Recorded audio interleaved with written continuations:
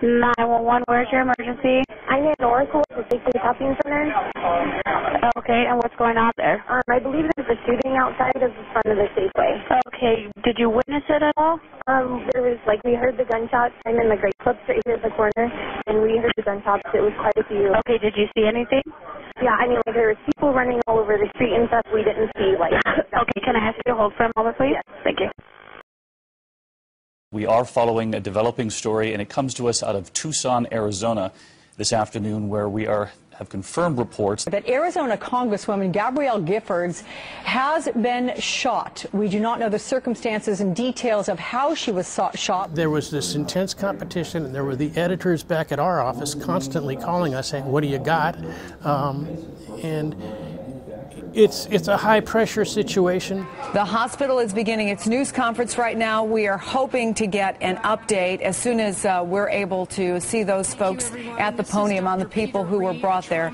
Let's listen in. The University Medical Center Trauma Program.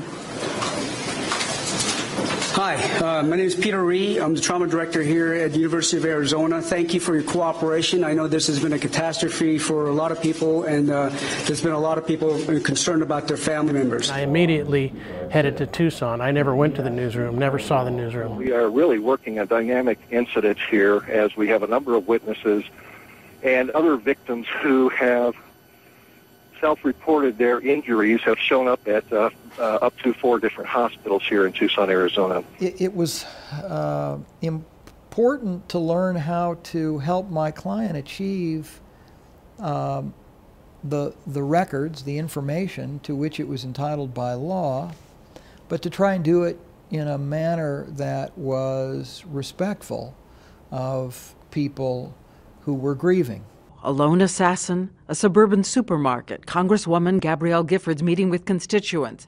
And in seconds, a federal judge, a 9-year-old girl, and 4 others. All have died. Giffords critically injured, a gunshot wound to the head. All of us in Arizona suffered to one degree or another.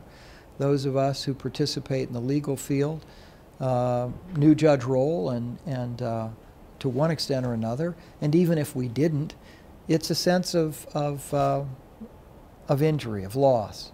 It was incredibly intense because there was competitive factors. Our sources, many of our sources were going to be unbelievably emotional, hurt. There were so many sources that we were going to have to deal with, because by then we knew there were somewhere between 15 and 25 people who had been shot, some of them wounded, their family members. She was born on 9/11, so she came in on a tragedy, and now she's gone out on a tragedy. But the 9 years in between were very special. We're all going to miss Christina. We were 4 people, and now we're 3.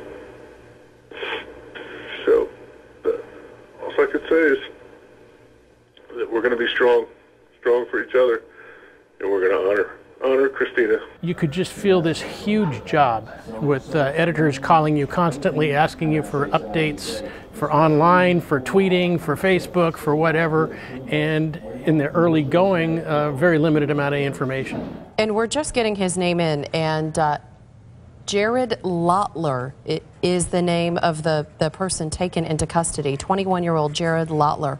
Of course, we'll be looking into a lot more information, obviously, on his background and who he is, where he's from, and if there is some sort of motivation or illness or something that is at work there that would drive somebody to that edge to do something like that. We had people back in our office, I know from talking to them, that they were just jamming, trying to get as much information online. So they're looking at online court records, they're looking at recorder documents, they're looking at Corporation Commission records, whatever they can find back there, and they're doing the whole Facebook, YouTube search and finding a lot of stuff on Jared Lottler there. Through the court system, I was only able to find one small municipal court, which may have been sort of a traffic violation in his court history. But we've also been kind of looking through online. I want to show you what we found so far. The Arizona Daily Star has posted this on their website. It's a picture of somebody named Jared Lottler, which is the same name of the suspect. I want to show you something else I found online. I'm going to pull it up right now, that somebody had posted. We tried to get into his MySpace account. We looked it up, but when we tried to click on it, it said it was unavailable. You could not get into it.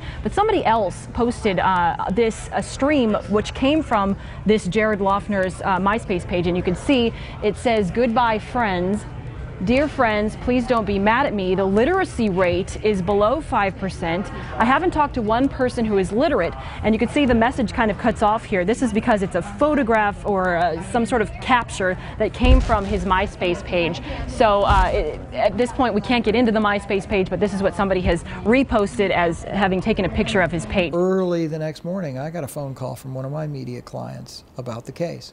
And those calls literally didn't stop for a period of months. The next 2 weeks, we're just blanketing them with public records requests. The Arizona Republic was very busy, along with KPNX, 12 News, trying to cover this in a responsible way. The only way the public can be informed as to what's going on and what those issues are and how they work out is through the media. And the only way the media can get, well, the way the media gets the best information is talking to people and getting records. And those records are often the most important. Surveillance video from the Safeway supermarket shows the alleged gunman, Jared Lee Loughner, walking right up to Gifford, shooting her in the head from a distance of only 2 or 3 feet. Clues to an alleged killer's mindset may lie in where he came from. Inside the house are his distraught, crying parents. Neighbors say they never saw this coming. In a magazine interview, Tierney describes the confrontation he says Loughner had with Congresswoman Gabrielle Giffords at a 2007 event. He says Loughner asked Giffords, "What is government if words have no meaning?" Tierney says Loughner dwelled on the fact that Giffords couldn't answer his question. When you get to a place like a house in a suburban Tucson residential neighborhood, there's escaping and there's nobody there, or at least nobody's coming to the door. I mean, you knock on the door, but 20 other reporters are knocking on the door too, nobody's answering. You figure, what do I do? And there's not much to do. You're kind of on what we call vulture patrol at that point, waiting for some circling. But you've got to do something, so you start finding neighbors, and that's what we did. All of the reporters were doing it, knocking on doors all around the neighborhood, walking around the neighborhood, talking to people. Really quiet kid, antisocial. He hung out with like all the, I kind of want to say like unpopular kids. They're like antisocial. They always wore black, like a lot of piercings, dye their hair, just dress really weird. They're like a mountain men. They want to be alone. And they didn't bother me. Also left behind by Loughner, a voicemail to his friend Bryce Tierney, just hours before the shootings at the Tucson Safeway. Tierney says police asked him not to let anyone record it, but he described the voicemail to CBS's Early Show. You know, said, "Hey, it's Jared. We've had some good times, and peace out." The distinguishing characteristic of this records battle for me involved timing, because I was asked to advocate for clients and their legal rights against people who were in mourning.